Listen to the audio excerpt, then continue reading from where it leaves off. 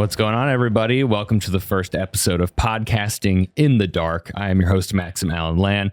This is a October mini series right now. I don't know, maybe if I enjoy it, we'll keep going. But this is a show where I'm gonna be interviewing people about paranormal experiences they had, and probably also urban legends from their hometown. So we'll figure it out as we go. But today, our first guest on our first episode is the producer of Data Comic, a comedy show in New York City where comics try to find love because they need help with that. Everyone, please welcome McKenna Moore. McKenna, tell me a scary story. Oh, I got you. Okay. So in college, I lived in a big, like old house, and we knew there was a ghost. Yeah. In my house, we very clearly did not fuck with that ghost. Really? I can curse, right? Yeah. Okay. Yeah. So when we moved in, there's this weird crucifix in the kitchen, super high. We had high ceilings, and it was right at the top. We were like, whoa. Well, that can't leave. That's not a decoration. That's a protection, and that will be staying. So we didn't mess with that. And then we knew that the ghost lived in the attic. We could hear it like moving around when we were home.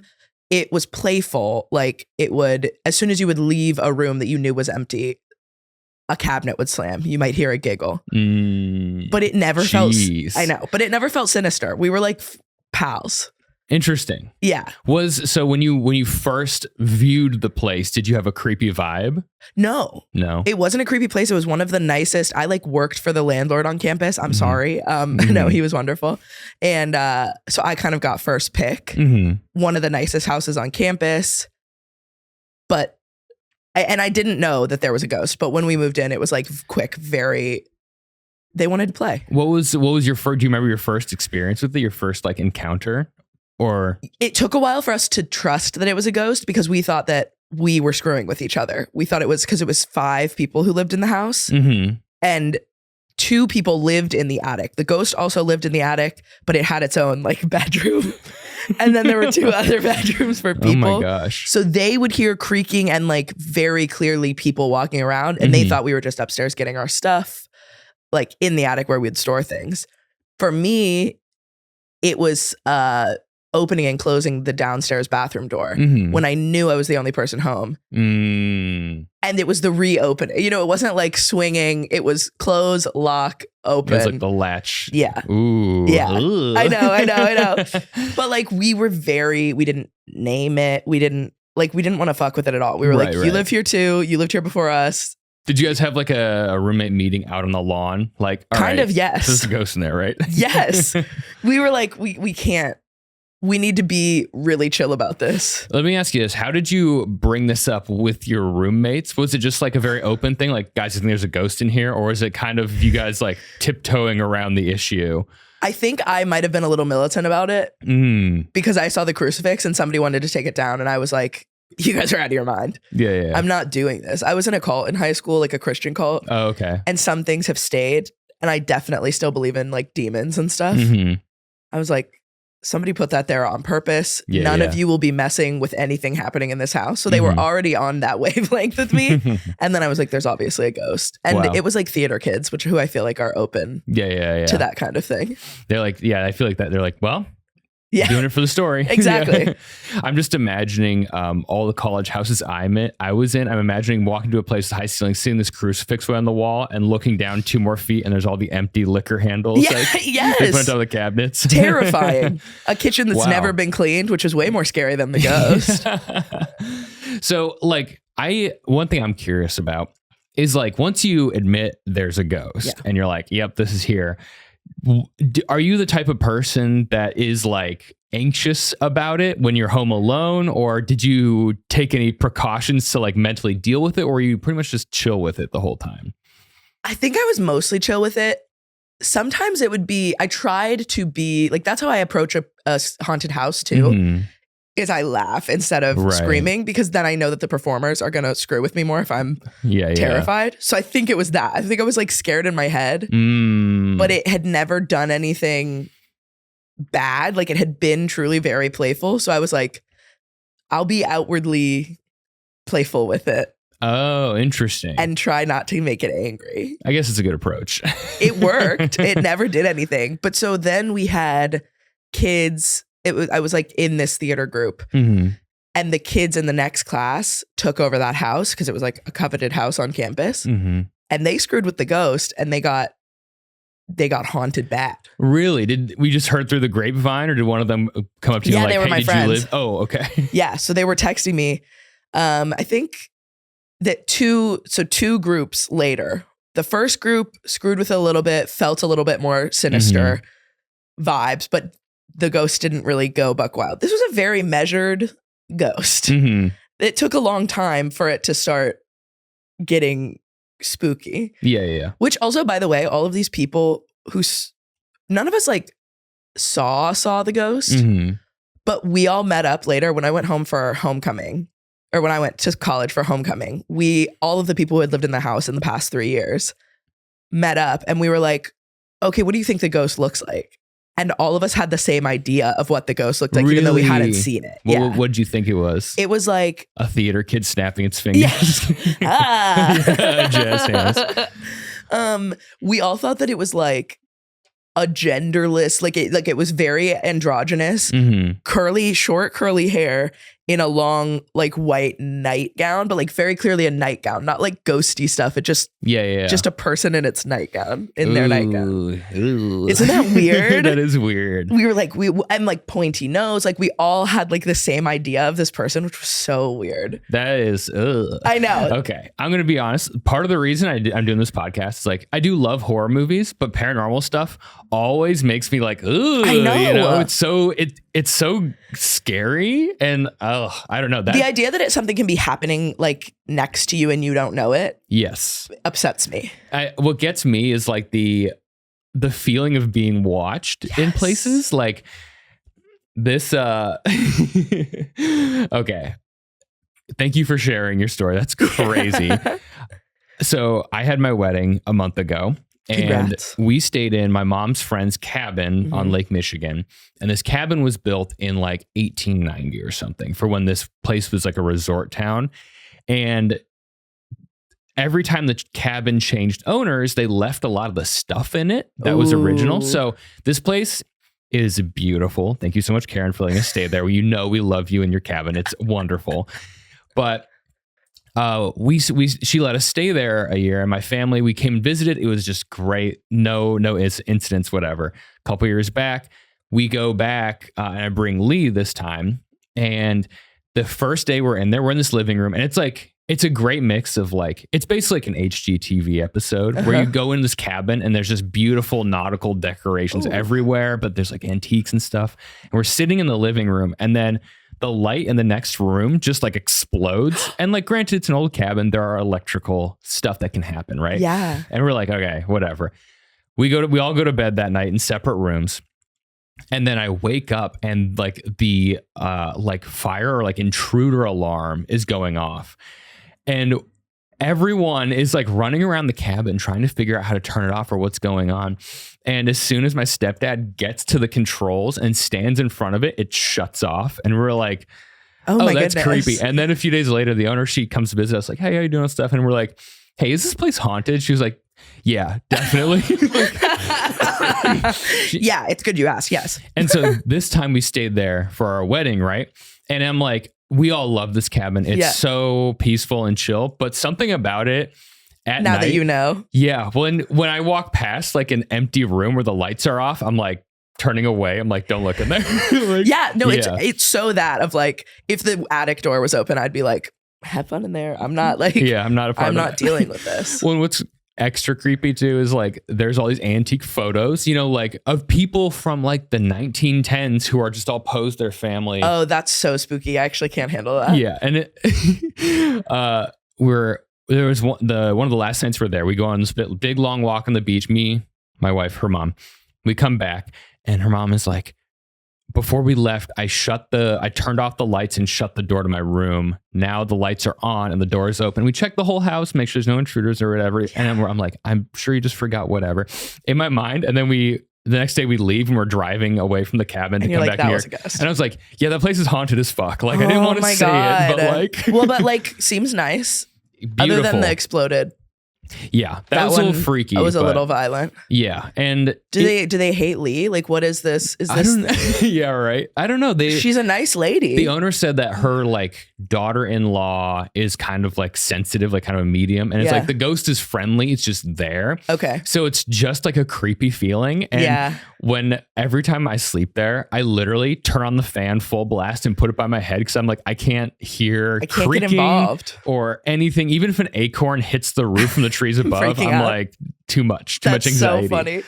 Oh my God. Okay, wait. I haven't gotten to the scary part. Oh, really? Yes. Oh, okay. Here we go. You've only gotten the chill stuff. Okay. Okay, so 2 classes after me are these sort of wild child people, this group. Yeah. They're a lot. They're very loud, and we know they're going to fuck with the ghost. Yeah. So they move in. They remove the crucifix. Oh, no. Oh, no. They told me to, and I was like, you guys are nuts. I'm so glad I live like hundreds of miles away. I'm not getting involved in this. Yeah. And then one girl, one of my friends from my class, went back to visit and stayed in one of the attic bedrooms. Mm-hmm. And she said that when she was asleep, and she told me the story, and you know when you just like, I couldn't believe her more. You could feel the fear in her when she was telling me this. It was not a cute story she was telling. She felt scared to tell me this. So she was asleep, and they had been screwing with the ghost. They had been yelling at it. They named it. They gendered it. No. So she was asleep that night in one of the attic bedrooms, and she said she couldn't sleep. And at one point, she was going to get up to like go downstairs, like watch TV, do something. And she was like, I was awake, but I could not open my eyes. Physically couldn't. Then she's laying there, eyes closed, sort of night paralysis mode. She hears the door click, lock, which you can only lock from the inside. Yeah. And she said she feels something sitting on her chest, breathing in her face. Oh. Yeah. She was like, it took a while. Like it was a while. The classic sleep paralysis, but like with the locking sound. But then she said she tried to wake up, and as soon as she opened her eyes, her bed got dragged under the doorknob. The foot of the bed, or what's that, footboard? Oh, yeah. Under the doorknob. So like nobody could get in. Whoa. Yeah. Oh my God. Isn't that terrifying? And then she was like, I literally slept like that until the morning. And then when there was light, I felt like I could get up and remove it. She said it was so hard. She had to like pick the bed up at the head to get it out from under the doorknob and put it back. The ghost was mad. I kind of feel like the ghost was sending me a message because like she's my friend, my age, being like, don't you remember when we were cool? Why did you send these little twerps in who are messing with me? Damn. Right? That's a scary one. I was so sad because I was like, well, you guys messed with that ghost. The ghost was happy and nice. Yeah. You pushed it to this. Right. Yeah. I think that's so, I guess you mentioned you were in a Christian cult back then, but like the effects of that, like, I feel like there is not a culture in the entire world that does not have some type of spiritual connection with their surroundings or believe in this stuff to a capacity, you know? Yes. And it's almost like an ignorant thought to be like, yeah, we'll just name it and like fuck around with it and like push it, you know? What? It's so much easier to just be like, I'll be over here. Yeah. Why would you mess with that? I've never had that instinct at all, especially something I can't see. I don't know the capabilities of, and like it's almost ignorant to not believe in it. Sometimes I like when people are like, do you think ghosts are real? And I'm like, yes. Yeah. What are you? Yeah. And it's a lot safer if I look stupid, I look stupid. Yeah. But if they're real, I want to be locked in. Wow. I honestly, leading up to this podcast, I had been thinking about this. And one of the things I've been thinking about is like, if people ask me, like, do you believe in ghosts? I'm like, yeah, definitely in a way, like not like enough to be safe, not like Scooby-Doo, like, you know, but like, there's something about it where I was like, would I, if I had children one day and they asked me like, Dad, do you believe in ghosts? What am I going to say? And I think I'm going to be like, I think that we don't understand all of what's out there. Yes. And you can never be so sure, but we should be kind to things no matter what form they take. You know? I think that's you're ready to be a good dad. Because I'm not going to be like, so good. yeah, there's fucking ghost dog and you should watch out. Yeah. And daddy's really scared. Right. Be like, yeah, I remember the first time I saw my dad cry. He was talking about how scared of ghosts he was. He was in this honeymoon cabin and oh my God. It was too much. So funny. That's so funny. Yeah, my dad won't step in a building that's older than 1950 for some reason. That's awesome. Yeah, absolutely. There's just what hubris not to believe. Yeah. Even a little. I feel like being in residents of New York City, most people live in a building that was built in 1890. Nobody we know lives in a building where somebody hasn't died. Right. Exactly. Certainly. It's certainly not. It's like, even if my building was built in 2017, for all I know, 8 people could have died in there since then, you know? That's a lot of people that could be in there. So I'm surprised that I don't have more people showing up to hang out. Like, oh, how's your move? And they're like, guys, my place is haunted. That's a good point. I never hear people say that their places are haunted in New York. Yeah. Are we not paying enough attention? Maybe the ghosts are tougher. Maybe they're like That's on true. The hustle. Maybe they're on their grind set. And what does the constant like white wall silver appliance renovation do to a ghost? Maybe that clears it out. Maybe they're like, this place has no character. Stuck to the wall. The way my landlord painted over a spider. There's a spider on my wall. They do that to the ghosts. The landlord special. The landlord special. Sometimes I think in like more remote areas, like we live in like an agreed upon reality. Yeah. So like if you're around a ton of people, the only things that can exist are the things that you all agree exist versus when you're kind of more alone or it's just you and 2 other people in like a house in the middle of nowhere. That's so true. It becomes this like, so there's something else here and we can't define it. But if there's like a million people with eyes on that house, then it vanishes, you know? That's kind of true. It's like the famous hauntings and then people do guided tours of the place, but then it stops being haunted. Yeah. I think it's because there's too many people going in and seeing what they decide is real. That's a really good point. But that's how I feel about it. So I'm wondering if New York City is just like... Also, if I were a ghost, I wouldn't stick around. No, yeah. I would go to a big house where I could creak on things. Yeah, I'm like, I want to fuck with 2 college kids who are going to lose their minds. Bad. Like, yeah. Yeah, you guys thought you wanted to move to the country? It's about to get fucking real. Yeah, and like out in New York City, do you think a ghost is going to chase people out of a rent stabilized unit? No, never. Ghosts have more respect for that. If I scored a 2-bedroom for like $1,700, I'd be like, there could be a man living in the closet, and I'd be like, let's go. Nothing to do with me. I will die in this apartment. 100%. That's so real. Wow, I'd never thought about that. My building, I think, was built in like 1911. You got the radiator and all? No, it's been renovated. It was gutted inside, but it's an old building. Mm-hmm.